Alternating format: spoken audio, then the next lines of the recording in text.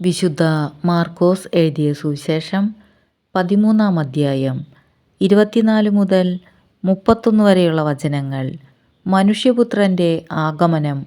ആ പീഡനങ്ങൾക്ക് ശേഷമുള്ള ദിവസങ്ങളിൽ സൂര്യൻ ഇരുണ്ടുപോകും, ചന്ദ്രൻ പ്രകാശം തരുകയില്ല, നക്ഷത്രങ്ങൾ ആകാശത്ത് നിന്ന് നിപതിക്കും, ആകാശശക്തികൾ ഇളകുകയും ചെയ്യും. അപ്പോൾ മനുഷ്യപുത്രൻ വലിയ ശക്തിയോടും മഹത്വത്തോടും കൂടെ മേഘങ്ങളിൽ വരുന്നത് അവർ കാണും. അപ്പോൾ അവൻ ദൂതന്മാരെ അയക്കും. അവർ ഭൂമിയുടെ അതിർത്തികൾ മുതൽ ആകാശത്തിൻ്റെ അതിർത്തികൾ വരെ 4 ദിക്കുകളിൽ നിന്ന് അവൻ്റെ തിരഞ്ഞെടുക്കപ്പെട്ടവരെ ഒരുമിച്ച് കൂട്ടും. അത്തിമരത്തിൽ നിന്ന് പഠിക്കുവിൻ. അതിൻ്റെ കൊമ്പുകൾ ഇളതായി തളിർക്കുമ്പോൾ വേനൽക്കാലം അടുത്തിരിക്കുന്നുവെന്ന് നിങ്ങൾക്കറിയാം.